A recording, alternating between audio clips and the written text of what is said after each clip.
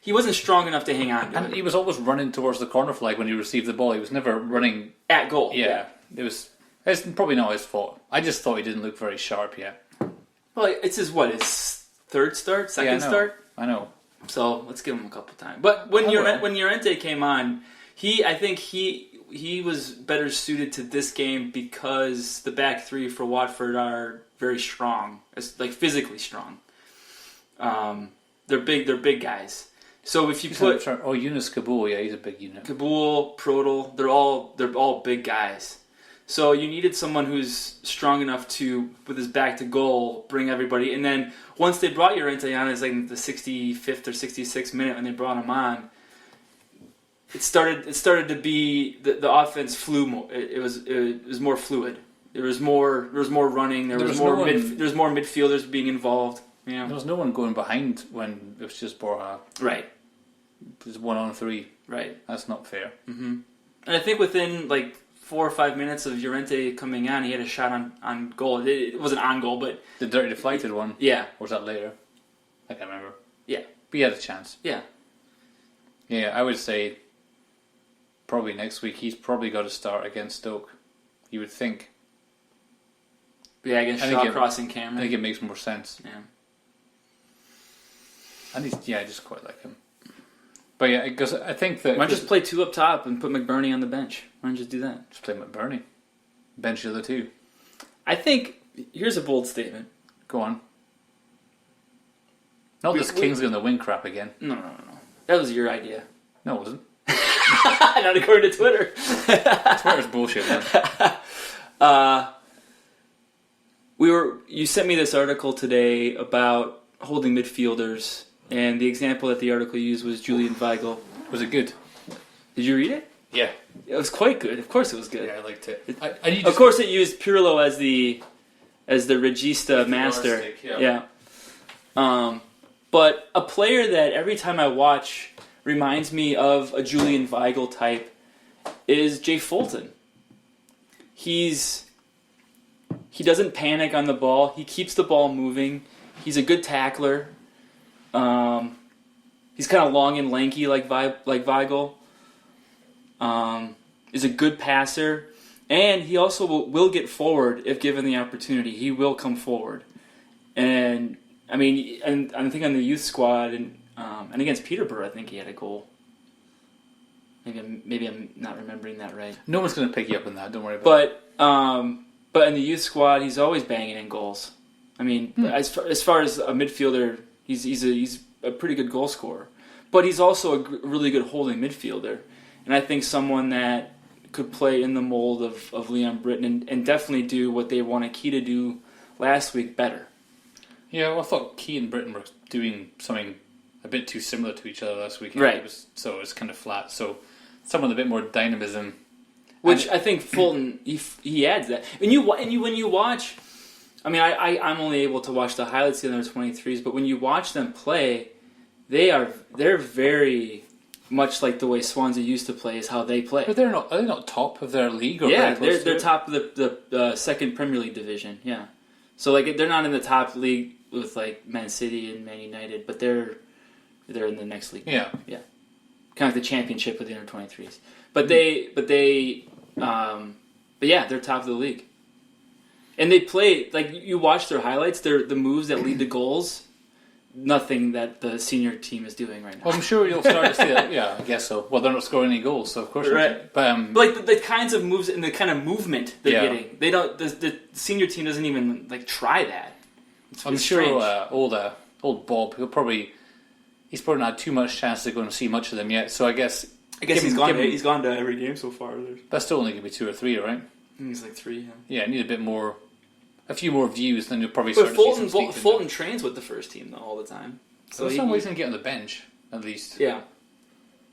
He didn't. Well, here's the thing I noticed. He didn't play against Aston Villa yesterday, the under 23 side. So saving him for Stoke. Maybe, I don't know. Maybe, but it's weird he didn't play because he played last week. What's that? I don't know. I was going to say I thought McBurney was on the bench at some point recently, but he never gets on the bench either, does he? No. He's been exclusively playing for the under 23 side. He starts. I think every one of their games. Yeah. I don't know. Yeah. Well, I mean, it wasn't I think encouraging. the thing looking forward to this weekend or on Monday. Looking forward to Monday. Yeah. It's only Tuesday. I'm not looking forward to Monday Night Football. I'm saying looking ahead. I know. To Monday. You got me depressed already, though. Why? I get to watch it at work. I know. I don't. Mark, don't tell anybody. Listen, so I think looking ahead, you got to be worried about this fixture because Stoke seem to have found their form. And you know when Swansea play Sunderland, they'll have started winning all of a sudden as well. But yeah, I know. They're just not going to win anymore. It's going to be terrible. Well, it's getting rough though because I mean, if you look at your fixture at the start of the season, you kind of go, all right, beyond the top 6 or 7, the rest of the teams you play at home, you want to be winning. Yeah. At least 2/3 of them, probably. So like 6 or 7, and drawing the other ones. Yeah, exactly. And then you probably get 1 or 2 against the better teams. You'll get a draw or win. And Swansea have got, what, 2 points at home? The Chelsea one, you could maybe say was a bonus. Yeah, that was unexpected, yeah. And the rest of it, I mean... Especially the way they were playing when they drew them was kind of, whoa. The first half, they were maybe the worst I'd seen them all season. And then they got it together, though. That was the back three. Actually, no, it was really good because it was a back three. It was a back three. It was just interpreted wrongly. And Taylor came off in the 41st minute, which brought you endless joy. Oh. Never get tired of his greeting puss. Yeah, and then him yelling at Guidolin. And Brissetti is sitting down going like this. This arsehole. That might go down as Guidolin's legacy to Swansea. What he did to Neil Taylor? Yeah, I got to Neil Taylor. I told him get to, well, you know the rest. Yeah. Gaffer, why can't I play anymore? I don't know. That was a weird one. I didn't do it. You went Irish at the end. Yeah, I did. Full Irish. Full Irish wanker. Normally when I do Welsh, I go Pakistani, which is... It can be construed as racist, so you have to watch Do your Welsh accent. What is your Welsh accent? I don't have one. Do Neil Taylor. I'm Neil Taylor. Nah, come on. I'm above that. It's brilliant. I can't. Come on, man. Why not? It's fun.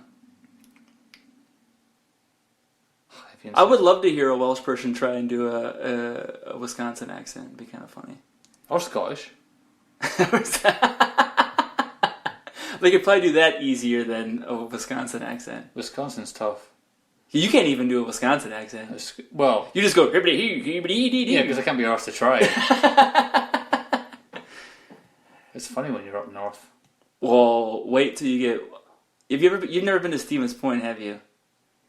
No, I was in Manitowoc the other day. That was... Well, that's a different thing. That's almost Green Bay, which is a completely different accent. Oh, it's a Yooper terrible. accent. You've got a Stevens Point accent, though. Yeah. Well, kinda. I've got a Stevens Point accent the way you have an Aberdeen accent. Just kind of. It's kind of there. Better educated. Yeah. Kind of, smarter. Went to school for a while. Yeah. I understand. I've been around the world. Yeah. You know. Come on, man. Yeah.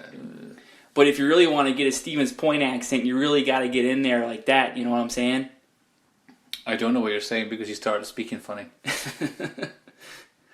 Oh, don't you know? This is a sort of audio gold people tune in for. Yeah, I like it. Yeah. These are my favourite parts. Well, you know, this is what I like. They actually are my favourite parts. Yeah. Okay. Hey, anything else happened this weekend? You know what? Lots, actually. Chelsea pumped Man United 4-0. That's one thing that happened. Ooh, we're looking at a pass map. Oh, we forgot to talk about the pass map. Well, we do it after. Okay. Oh, like Swansea pass map. Yeah. Well, I mean, it's the same as last week. Wayne Routledge is playing left back again. Yeah. I think I would say left wing back. What is that for? What is that? What are they doing? Like, look at, I mean, even Gylfi and Borja. What's going on?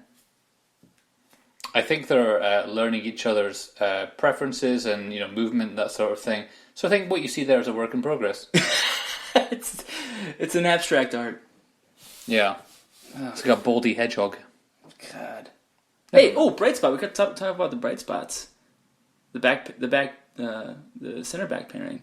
It's quite nice. Oh yeah, it was good actually. I like it because it's kind of a classic partnership. You've got your kind of classier ball player. You've got your big lump.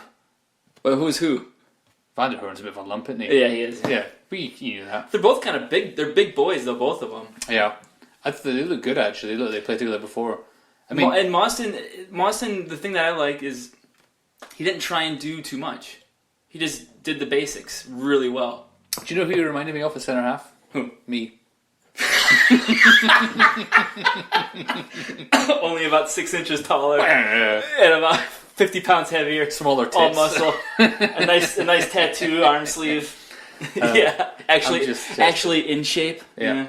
What are you talking about? I'm in ass shape, just not shape. He is ginger, like yourself, but Auburn. So. He's not Auburn. He's a fire red ginger. Yeah, exactly. Miscellaneous. But no, they were a nice, a complementary partnership. But I think Amat could probably have done a good job alongside Van der Hoorn as well. Or, not as well. He's done well before. When they played against... I never want to see Amat or Fernandez again. I think you've turned on Amat too quickly. I think he's salvageable. Well... I think Fernandez is a bust. But Fernandez... Okay, you're right. I think Amat, the reason he looked bad against Arsenal was because he was trying to do everything. Because Fernandez was terrible. They put it on edge as well. He didn't have trust that Fernandez could take care of his job, so he was on edge. And Amat was on the left of the two as well, right? Yeah. So his passing options were either Fernandez, Taylor, or Routledge. Well, you couldn't have seen Routledge. Or Britain. Or Routledge and Taylor. Yeah, Siamese just twins. Cuddling. Yeah. They're not called Siamese twins anymore. Sorry. They're joined at the hip twins, right? I don't know. That's what they're called. Probably keep saying that. No? Is that incorrect as well? I believe it was conjoined twins. Oh, whatever. Because sometimes they're joined I said that. I just put more words in it. Because sometimes it's different places. Sometimes it's the hip. Conjoined at the head? Yeah. I love it. Joined at the head twins. That's a ratings winner.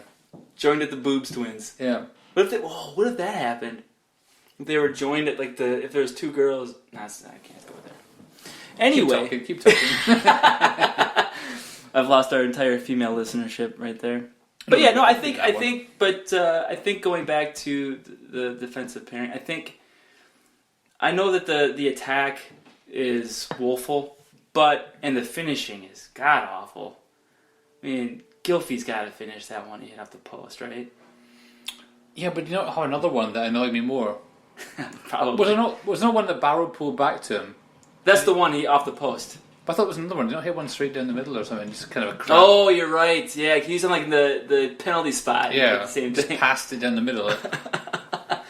And Van der Hoorn straight. How do you get this straight at the keeper? That was more reactionary. Yeah, that's harder. Yeah, but the Gylfi one, sometimes these. I think with some players, they always want to hit the kind of. They want to get the finesse. Yeah, they want to sort of curve it in the corner. Just fucking hammer it. Just smack it. Yeah. If you kick it at sort of head height as hard as you can, what keeper's going to go? Don't side foot it. Stick your goddamn laces through it. Yeah, just boot it. Yeah. Use your instep, you dick. Yeah. That's what I said. That's literally what I said. But other than that, I think at least that defensive setup with Kingsley, Mawson, Van der Hoorn, Naughton gives you something to build on. It didn't look like, and that's. I'll go back to what Brian Clough always said. Brian Clough always built his teams from the keeper out. Well, it's easier to once you can correct the attack. Yeah, but as long as if you're solid at the back, it will always give you a chance to win. And attack's more, and that's true anyway, in any sport.